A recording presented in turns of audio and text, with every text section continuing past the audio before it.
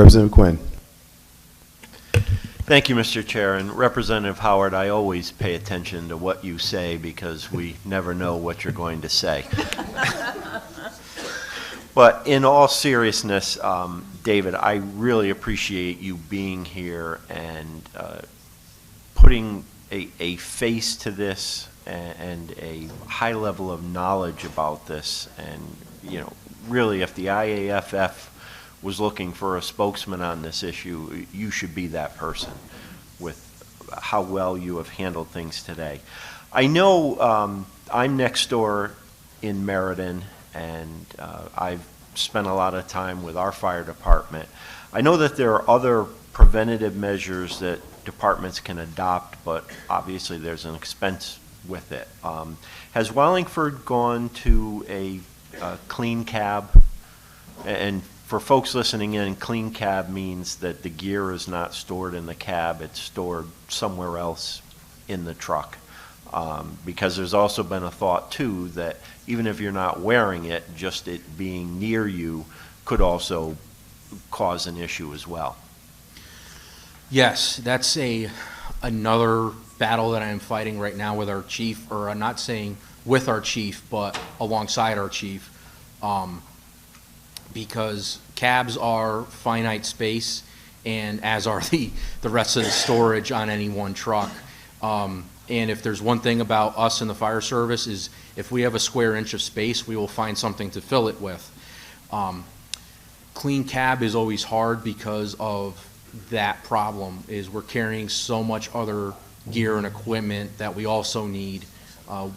Gear does seem to be an afterthought because what we've always done is just keep it in the cab. There are a couple of different ways that we try to adopt clean cab. Do we box up the gear and put it into a cabinet? That would obviously work really well. But then we also have the storage of our SCBA, our air bottles, the air packs that we wear. That too obviously goes into that dangerous environment. That absorbs carcinogens. And typically nowadays you find those in our seats, so as we're riding to a call, we can throw those air packs on and jump out fully wearing them. So that is another problem of getting those out of the cab and into a compartment and away from what we're breathing in.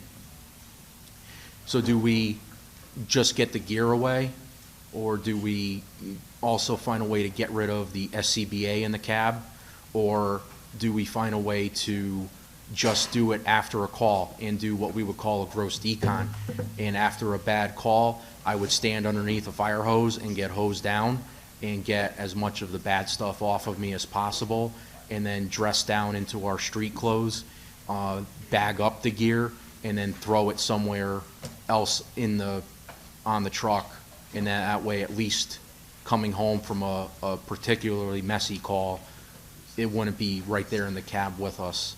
So those are all avenues that we're exploring, but it's going to take some time, and I'm not going to, it would be tough to do immediately because I think we would need to buy new trucks.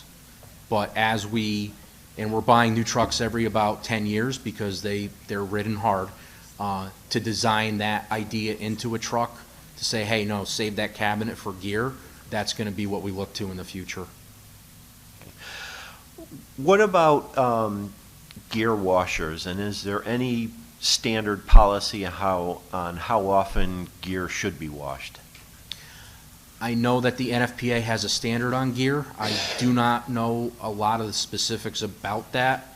We have gear washers, gear extractors in 2 of our stations that we have access to 24/7, and we have 3 career stations in Wallingford. So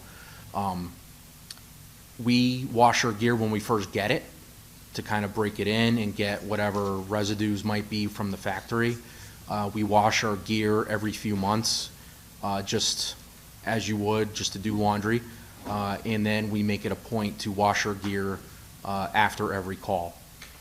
It would be better to have actually more gear washers, because then you would have more members washing their gear at one time. We have roughly 14 members on duty at any one time. All of them will go to work at a fire. So coming back from that fire, we now need 14 sets of gear washed.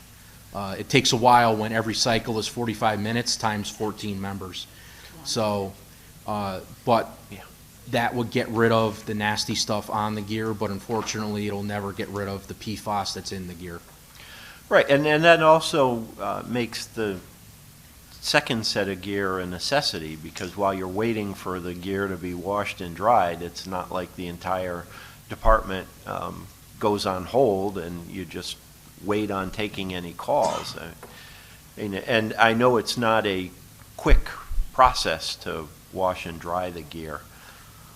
Yes, it takes, to do it exactly right, we have to do it twice.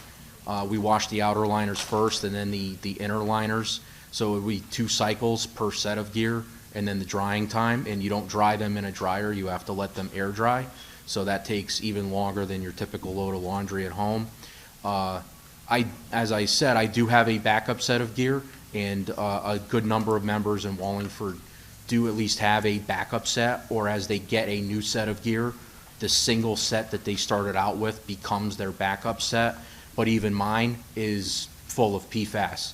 So to move forward with 2 sets of PFAS-free gear, now I don't have any reservations of having to pull out my backup set. Okay. And do you have, and this may not be a fair question, do you have any idea how much the gear washers cost? They cost, for some reason, $8,000 pops into my head, but a few thousand is what I would say. Yeah. And so in just doing some quick math, I mean, I know Wallingford has probably 60 to 70 firefighters. We have 54 career members. Yep. We have about 15 volunteer members, and then there's office personnel. Okay. So probably about 70 firefighters. So if Wallingford was to spend an extra $2,000 to get the better gear without the PFAS, times 2 sets, so 4. So you're probably at about an extra $280,000.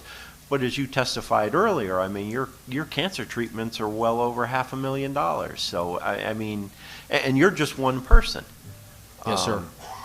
So I mean, I get that there is a cost. I mean, I get that workers' comp insurers don't want this to be a presumption, but I mean, the reality is you guys are putting your lives on the line, and money should not be an issue because of the value you have to the community.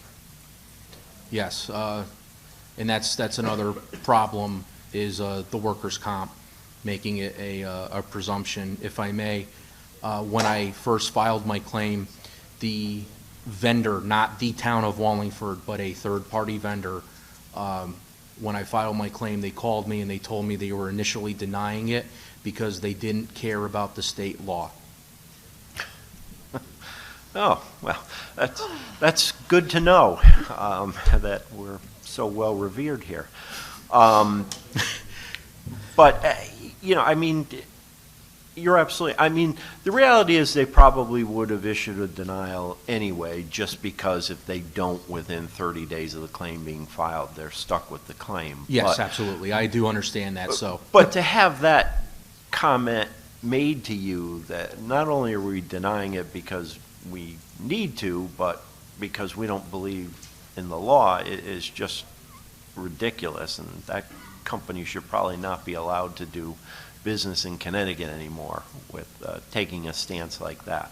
But again, you know, I greatly appreciate you being here and sharing your story and putting such a powerful exclamation point on this issue.